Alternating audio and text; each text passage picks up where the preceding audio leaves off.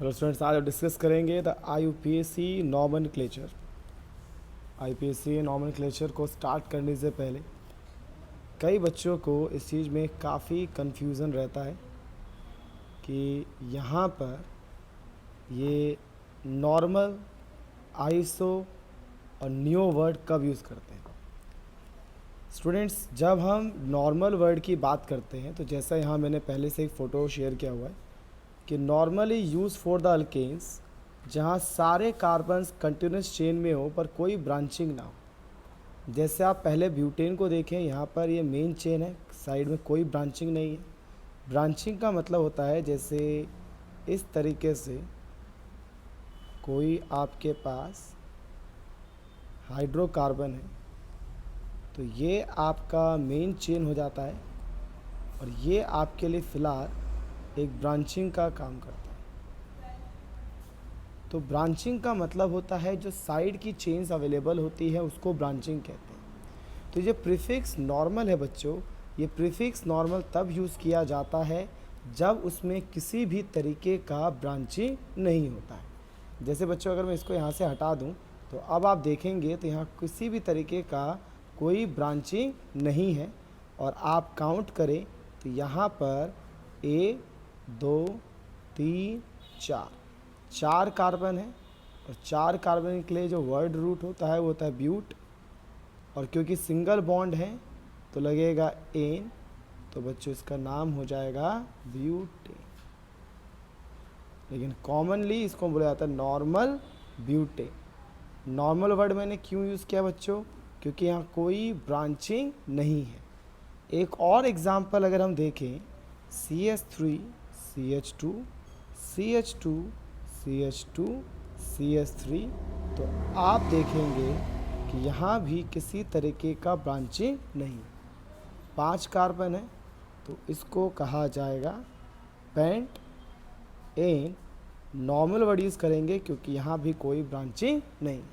तो मेरे ख्याल से आपको क्लियर होगा कि अगर ये आपकी मेन चेन है और इसके साइड में किसी भी तरीके का ब्रांच नहीं है तो आप वहाँ पर यूज़ करेंगे नॉर्मल वर्ड। क्या होगा बच्चों अगर यहाँ पर ब्रांचिंग आ जाएगा? क्या रहेगा अगर यहाँ पर बच्चों ब्रांचिंग आ जाएगा तो उस केसेस में हमें क्या करना चाहिए? तो ध्यान दीजिएगा स्टूडेंट्स, उस केस में हम लोग क्या करेंगे,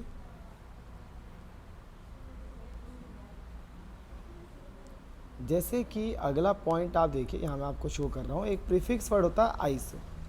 आइसो तब यूज़ किया जाता है जब एंड से सेकंड कार्बन पर एक मिथाइल ग्रुप, एंड से सेकंड कार्बन पर मिथाइल हो, एंड से सेकंड कार्बन पर मिथाइल हो।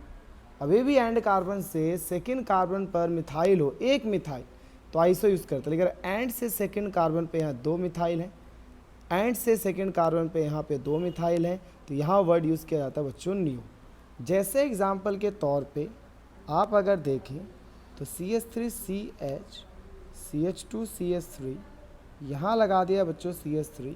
ये आपकी एक चेन है जिसमें साइड में है branch, that is side chain. क्योंकि ये लास्ट से सेकेंड कार्बन पे एक मिथाइल है तो आइसो वर्ड यूज़ होगा। और आइसो काउंट कीजिए नंबर ऑफ कार्बन स्टूडेंट्स, तो 1 2 3 4 और साइड चेन को भी काउंट करेंगे 5, तो नाम हो जाएगा आइसो पेंटेन। तो आइसो वर्ड तब यूज़ किया जाता है जब लास्ट से सेकंड पर एक मिथाइल वर्ड जुड़ा हो। जैसे कि एग्जाम्पल के तौर पे आपके साथ एक और केस डिस्कस करते हैं बच्चों। फिलहाल ध्यान रखिएगा, आइसो वर्ड का यूज़ आपको तब करना है जब कभी भी सेकंड जो लास्ट से एंड कार्बन है उस पर एक मिथाइल ग्रुप जुड़ा हो। जैसे यहाँ देखिए बच्चों, this is the main chain, and से सेकंड कार्बन एक मिथाइल ग्रुप, यहाँ यूज़ हो जाएगा 1 2 3 4, 4 कार्बन है तो लगा दीजिए आइसो ब्यूटेन। उसके बाद देखिए स्टूडेंट्स, किस तरीके से हम लोग न्यू वर्ड का यूज़ करेंगे। जैसे कि आपको पहले ही कहा कि न्यू यूज़ किया जाता है जब कभी भी एंड से सेकेंड कार्बन पे 2 मिथाइल ग्रुप जुड़े। तो टोटल आप देखिए यहाँ पर एंड से अगर आप देखें एंड से सेकेंड कार्बन पे 2 मिथाइल ग्रुप जुड़े हैं तो न्यू वर्ड यूज होगा।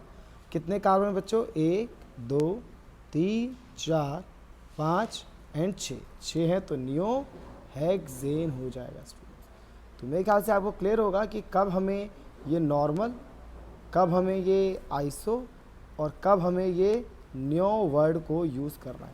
कोई ब्रांचिंग नहीं, नियो।